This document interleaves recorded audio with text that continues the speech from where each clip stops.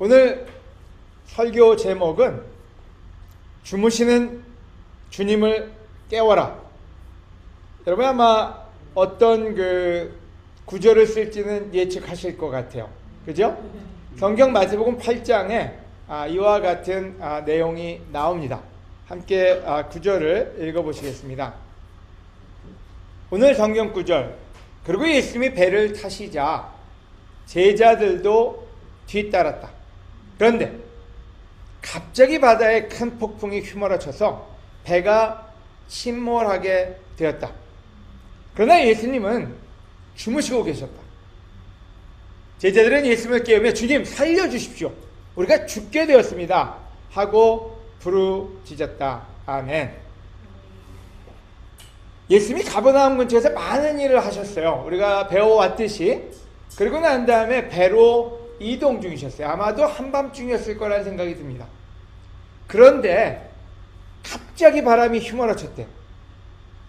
그리고 이 기록에 의하면 죽게 되었다고 그렇게 기록을 하고 있습니다. 제자들이 외쳤어요. 살려달라고요. 우리가 죽게 되었다고요. 그리고 부르짖었다고 이야기를 합니다. 이 내용에 보면은 예수님이 주신 한 가지 질문이 있고, 그리고 제자들이 자신들에게 준 질문이 한 가지가 있습니다. 오늘 거기에 대한 답을 우리가 같이 한번 해보면 좋을 것 같아요. 예수님이 주신 질문과 제자들이 스스로 한 질문. 그 질문의 첫 번째는 예수님이 물으셨어요. 제자들에게요. 왜 무서워하느냐? 첫 번째 질문은 왜 무서워하느냐요? 여러분 왜 무서워했을까요? 제자들은 바다에 빠져 죽을까봐. 또요? 예? 깜깜해져서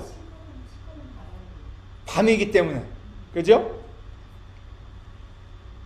어쩌면 너무 당연한 질문이 아닌가 하는 생각이 들어요. 무서워할 수밖에 없잖아요. 저도 지금 밤에 바다를 나간다는 것 자체가 무섭고, 또 바다에서 바람이 불고 파도가 친다? 그건 당연히 무서워해야죠. 예수님이 이상하신 거 아니에요? 왜 당연하게 무서워할 일을 보고 왜 너 안 무서워하느냐? 이렇게 물으셨으니까 이게 어떻게 보면은 제자들이 정상이고 예수님이 비정상일 거예요. 근데 예수님은 그들에게 그렇게 얘기하셨어요. 왜 무서워하느냐? 여러분이라면 어떠셨을 것 같아요? 한밤중에 갑자기, 여러분 아무것도 없어도요, 갑자기 누가 와서 확 밀면 겁납니다. 또 벼랑 끝에 서 있는데 누가 갑자기 와서 등을 탁 만지면은 어휴, 얼마나 간담이 서늘해진다 그러죠? 그러니까 갑자기도 무서운데 바다에 큰 폭풍이 일어났어요. 그리고 휘몰아친대요. 여기서 한 가지 질문을 던져봅니다. 이 사건은 우연이었을까요? 한번 생각해 보시면 좋을 것 같아요. 제가 요즘 의도적, 계획적 이런 표현을 많이 쓰고 있습니다. 왜냐하면 마태복음 8장을 읽다 보면요, 너무나 계획적이고 너무나 의도적이고 너무나 뜻이 있는 그런 부분들이라는 것을 더 많이 느끼기 때문이에요. 저는 요즘에 마태복음 8장에 빠져 삽니다. 그만큼 중요한 메시지가 많이 들어있어요. 저는 여러분도 한번 빠져보셨으면 좋겠어요. 만약에 우연이 아니라면 예수님은 무엇을 가르치기 위해서 이 사건을 허용하셨을까요?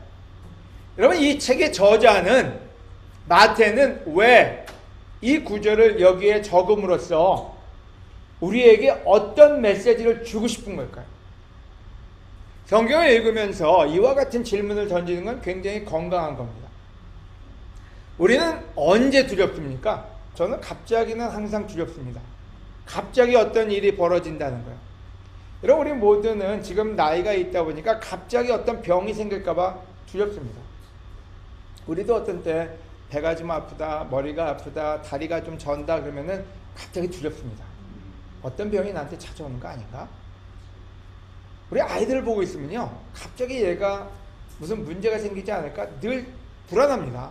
어떻게 잘못될까 봐. 그래서 늘 두려운 마음을 가질 수밖에 없죠. 또 때로는 가만히 있어서 잠을 자다가 보면요, 내가 뭐가 부족한 게 아닌가? 또 어떤 때 사회생활을 하거나 사람들하고 교제를 하다 보면은 사람들이 나를 어떻게 볼까?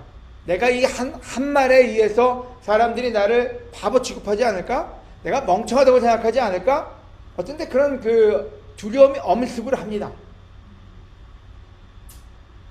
미래에 대한 두려움은 뭐 두말할 나위도 없죠. 항상 여기 계신 분들, 노후는 어떻게 살 것인가? 우리 아이들은 노후를 어떻게 만들어줄 것인가? 우리 아이들 결혼할 때 해줄 거는 있나? 여러 가지가 우리에게 두려움으로 옵니다. 통제할 수 없는 게 너무 많거든요. 근데 더 무서운 거는 이게 원 바이 원으로 오면 얼마나 좋습니까? 지금 나이에 계신 분들은 이게 원 바이 원으로 오지 않습니다. 휘몰아칩니다. 휘몰아친다는 얘기는 사방에서 공격을 하는 거예요.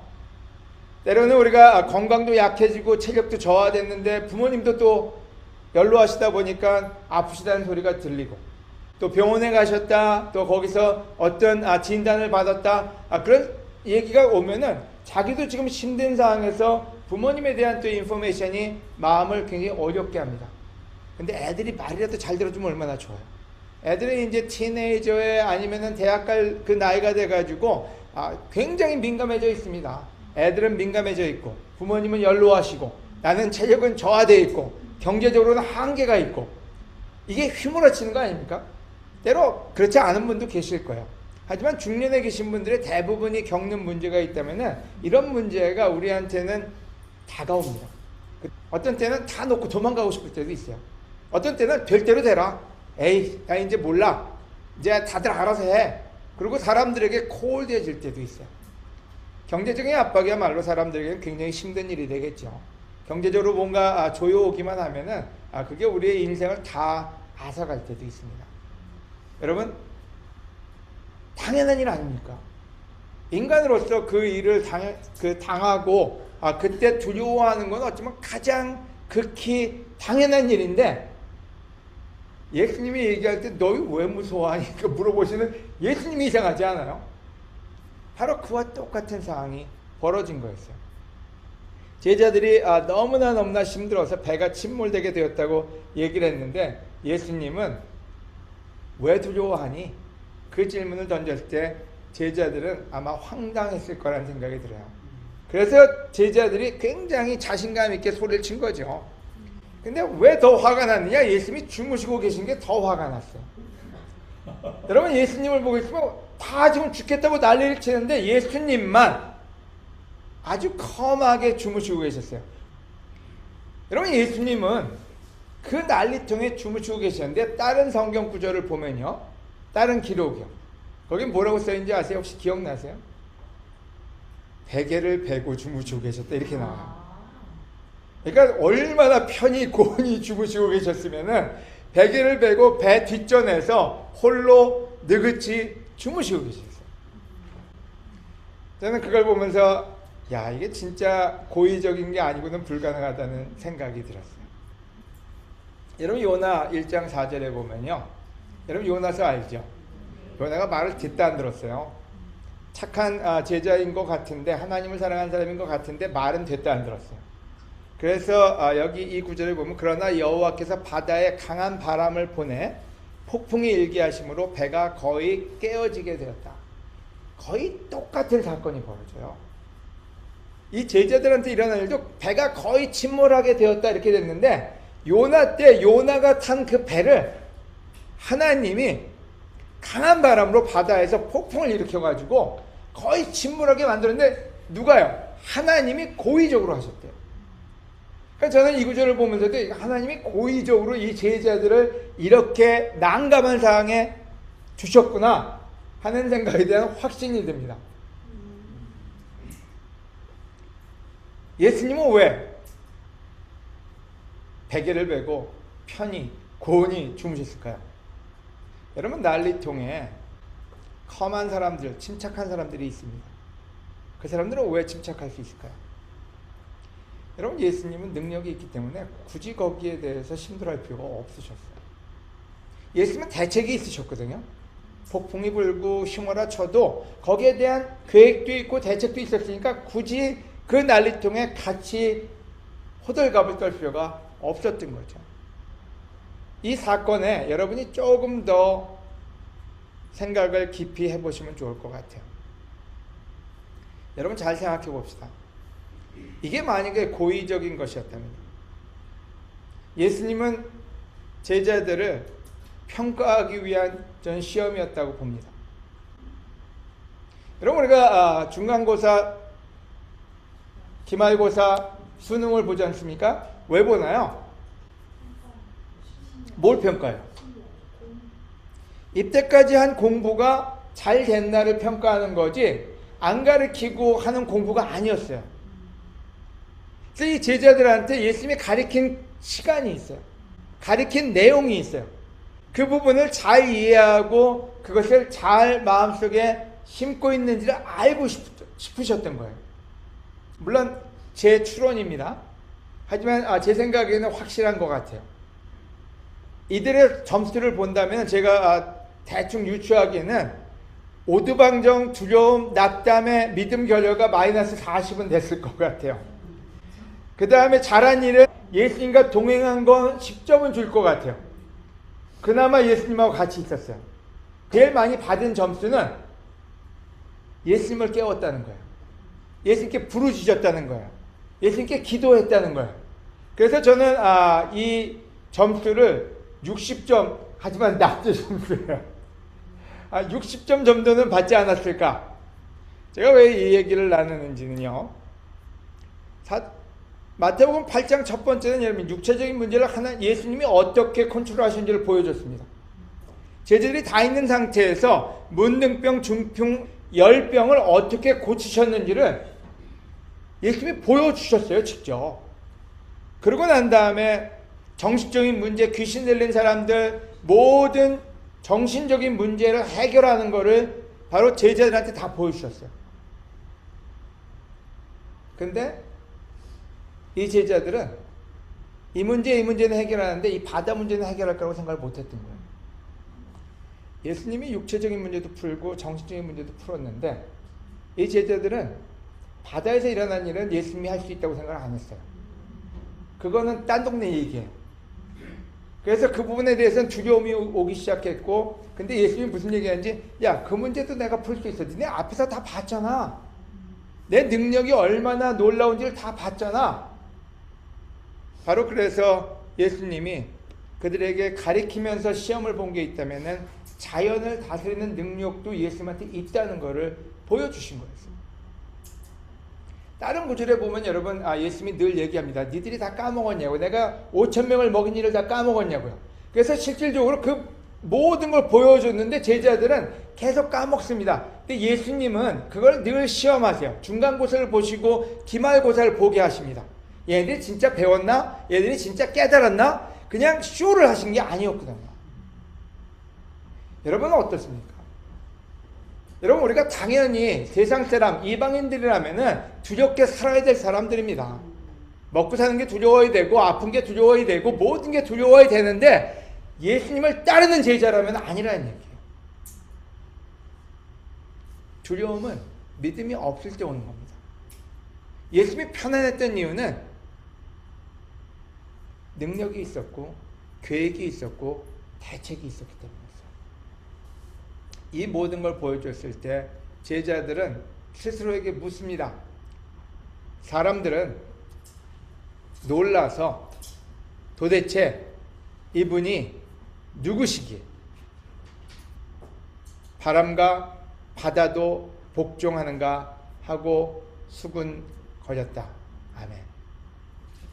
여러분, 두 번째 포인트는 대체 이분이 누구시기에, 예수님이 진정으로 그들에게 알려주기 위한 이 시험의 목적은, 모든 티칭의 목적은 내가 누군지 니들 제대로 알아야 된다는 거예요. 이 제자들은 알 것 같았는데 몰랐어요. 예수님이 처음에는 아주 좋은 레슨을 해주시는 선생으로밖에 안 보였던 거죠. 그러다 좀 지나니까 병자를 고치는 능력이 있네? 그러니까 동네 의사쯤 되는 그런 사람으로 인식을 했던 거예요. 근데 좀 지나니까 귀신까지 쫓네? 귀신을 쫓을 수 있는 퇴마사는 되나 보다. 근데 예수님은 나는 대자연까지도 컨트롤할 수 있는 능력이 있는 사람이다. 바로 창세기 1장 1절에 온 우주가 그분의 말씀에 의해서 만들어졌다는 것을 사람들에게 알려준 거였어요. 바로 이 모든 것을 목격한 제자들은 생각에 빠지게 됩니다. 이분이 누군가? 저는 이번 달이 여러분한테 이 생각에 빠지는 시간이 됐으면 좋겠어요. 여러분이 예수님을 믿든 안 믿든, 믿음이 좋든 약하든 대체 예수 그리스도는 누구신가? 아는 것 같지만 모를 수 있습니다. 여러분, 우리 예수님이 어떤 분이신지 그걸 알려주기 위한 바로 그 레슨이 여기에 있고, 제자들은 그 레슨의 포인트를 캐치를 한 거예요. 그래서 기록을 해놓은 거예요. 제자들, 사람들, 거의 뭐 제자들밖에 없던데요. 이분이 누구시기에? 그 제자들은 그 질문을 던진 거죠. 여러분한테 그분은 어떤 분이십니까? 그럼 어떤 분이시길래, 누구실래? 전지전능하신 분이라는 거예요. 우리가 기도할 때 전지전능하신 하나님 이렇게 얘기하지만, 때로는 말로는, 입으로는 뱉지만은 우리가 마음속에서는 그 부분에 대해서 잘 이해를 못하고 있는지도 몰라요. 여러분, 그분이 누군지 안다면은, 그분이 전지전능하다는 걸 안다면은 그분에게 오고 말 거예요. 따라야 하는 이유는 뭘까요? 여러분, 절대적이에요. 예수님을 따라야 되는 거는 선택적인 부분이 아니라는 거죠. 안 따르면 어리석은 거죠. 안 배우면 바보죠. 근데 우리는 전지전능하신 예수님, 전지전능한 하나님하고도 안 배웁니다. 머릿속에 들어있는 그 지식이 의미가 없는 율법학자와 같은 놀라운 지식으로만 끝나고 만다는 거죠. 그분이 진짜 누군지 안다면 그분에게 배우려고 할 거고 그분을 따르려고 하겠죠. 여러분, 무엇을 예수님께 부탁하면 될까요? 어느 분야를 예수님께 부탁하면 될까요? 모든 것이요. 육체적인 거든 정신적인 거든 초자연적인 것이든 여러분 삶의 어떤 부분도 다 예수님께 의지할 수 있다는 얘기입니다. 이보다 더 좋은 소식이 어디 있습니까? 왜 복음서가 기쁜 소식일까요? 여러분, 이보다 더 기쁜 소식은 없었어요. 그분을 어떻게 대해야 할까요? 아저씨요? 선생님이요? 아니요. 주님이요. 겸손히 그분을 맞이하고 따라야 되는데 우리는 예수님 앞에 건방질 때가 좀 있습니다. 예수님을 어떤 때 선생님 취급할 때도 있고요. 동네 아저씨 취급할 때도 있어요. 그분에 대해서 제대로 배우고 그분이 시키는 일에 제대로 복종할 줄 아는 사람이 될 때 우리는 우리가 원하는 인생을 살 수가 있습니다. 저는 이 자리에 계신 여러분 모두에게 권해드립니다. 여러분이 아프든 아니면 여러분이 정신적으로 힘들든 아니면 경제적으로 어렵든 아니면 친구관계가 복잡하든 여러분, 그 모든 문제의 답은 예수 그리스도가 가지고 계십니다. 그게 거짓말이면 우리가 바보짓을 하고 살고 있는 거예요. 근데 그걸 못 믿기 때문에 여러분, 우리가 어떤 때 이거는 인간이 못 풀어, 이건 내가 풀 수 있는 문제가 아니야, 이건 사람이 도와줘야 돼. 하나님은 능력과 답이 있으세요. 어떤 때 우리의 마음을 고치시기도 하시고요, 우리 마음의 어떤 암적인 부분을 잘라내기도 하십니다. 하지만 우리가 교만을 떨게 되면 언젠가는 그 폭풍 속에 갇히게 됩니다. 오늘의 평안이 내일의 평안이 되지는 않습니다. 왜 제자들이 배를 띄워서 바다로, 호수로 나갔을까요? 그땐 평탄했기 때문에. 우리가 어떤 때 오늘 평탄하니까 내일도 평탄할 거야, 망고 땡이야. 여러분, 정신 차리셔야 돼요. 지금 평안하다고 내일이 평안한 건 아니에요. 갑자기라는 게 있습니다. 바로 그 갑자기가 우리를 몰락시키죠. 그래서 다시 한번 이 제자들은 이분이 누군가에 대해서 깊게 생각하고 깨닫고 결정을 하게 됩니다. 저는 그 부분이 너무 마음에 들어요. 여러분, 우리도 내년을 준비하고 싶다, 아니면 12월을 어떻게 보낼까, 그분이 누군지에 대해 빠져들어 보시기를 권해드려요. 그분이 여러분 모든 삶에 관여할 수 있다는 걸 알게 된다면요, 그거야말로 크리스마스 선물일 겁니다. 우리 크리스마스에 누가 선물 주는 거 기대하죠? 가장 큰 선물이 예수 그리스도라는 거죠. 가장 큰 선물이 바로 이런 분이 전지전능하며 절대적인 그분이 우리에게 선물로 오셨다는 거, 그게 크리스마스의 의미입니다. 그 의미를 깨닫는 여러분 모두가 되시기를 권해드립니다. 아멘. 또 다른 질문이 있습니다. 그분은 누구신가도 있는데요, 나는 누군가가 중요해요. 다윗이 얘기했습니다. 그러자 다윗은 성막에 들어가서 여호와 앞에 앉아 이렇게 기도했다. 제가 제일 좋아하는 구절이에요. 주 여호와여, 나는 누구며 내 가족은 무엇인데 나에게 이런 축복을 베풀어 주셨습니까? 여호와께서 나를 위해 이미 행하신 일도 과분한데 이제 내 집안의 장래 일까지 말씀해 주셨으니 그런 관대하심을 어찌 인간의 표준과 비교할 수 있겠습니까? 아멘. 여러분, 다윗은 하나님이 누군지를 너무나 잘 알았던 사람이고요, 자기가 누군지를 잘 알았던 사람이에요. 어쩌면 다윗만큼 자기를 까먹기 쉬운 사람이 있을까 하는 생각도 합니다.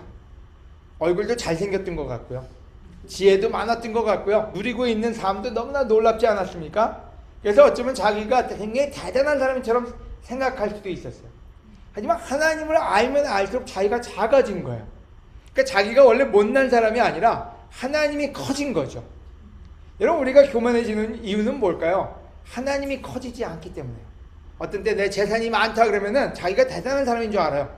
내가 학력이 좋다 그러면 자기가 대단한 사람인 줄 알아요. 자기가 외모가 뛰어나다 그러면 굉장히 자기가 놀라운, 사람들에게 어텐션을 받을 수 있는 사람인 것처럼 착각을 합니다. 하지만 아무리 똑똑해도요, 하나님이 얼마나 크신지를 알면요, 자기가 먼지 같은 존재라는 걸 알게 됩니다. 다윗만큼 감사가 많은 사람이 없었어요. 많이 가져서가 아니라 하나님을 가졌기 때문에요. 저는 그래서 이 말을 제일 좋아합니다. 나는 누구면 내 가족은 무엇인데 나에게 이런 축복을 베푸십니까? 제 아내가 한번 이런 얘기를 한 적이 있습니다. 우리가 가진 모든 건 우연이 아니라고요. 하나님이 주신 모든 축복이라고요. 여러분, 제가 가지고 있는 모든 걸 하나하나를 생각하면요, 제 아이들, 아내, 제가 지금 누리고 사는 여러분과 함께 사는 삶, 모든 게 축복이거든요. 당연한 거 아닙니다. 여러분, 절대로 옆에 있는 사람을 당연하게 여기지 마세요. 왠지는 때로 우리가 옆에 있는 사람을 보면서요, 내가 당연히 여기에 있을 사람이고 당연히 내가 네 친구가 되는, 여러분, 세상에 나가 있으면요, 모두가 의심하게 되고요, 좋은 친구, 의지할 수 있는 친구 찾기 그렇게 쉽지 않습니다. 다윗은 그걸 알았어요. 다윗은 스스로에게, 하나님께 얘기합니다. 나 같은 존재가 뭐라고? 이 말을 누가 또 했나요? 바울이요. 나 같은 사람을 충성스러운 당신의 일꾼으로 써주시니 너무 감사합니다. 그래서 이 두 질문은 저는 굉장히 중요하다고 생각합니다. 어떻게 보면 세 질문이죠. 첫째는 나는 왜 무서워하고 있나? 여러분, 무서워하지 마세요. 어떤 일이 벌어져도 크리스천은 하나님이 같이 계십니다. 그래서 여러분, 60점 받지 말고 80점에서 90점, 100점까지 가는 예수님을 깨울 수 있는 그런 사람이 되시기를 권해드립니다. 아멘. 여러분, 그분이 누구신지에 대해서 늘 생각하는 게 성경입니다. 여러분, 우리가 성경을 배운다, 말씀을 듣는 데의 목적은 예수 그리스도가 누구냐에 대해서 알고 싶은 거예요. 그분이 어떤 능력과 어떤 부분에서 우리와 함께 하시는지를 배울 수만 있다면, 그리고 나는 누군가를 아셔야 돼요. 내가 누군가 안다면은 그 부분에서 우리는 가장 큰 감사를 하나님께 드릴 수 있을 거라고 믿습니다. 레슨을 마치도록 하겠습니다.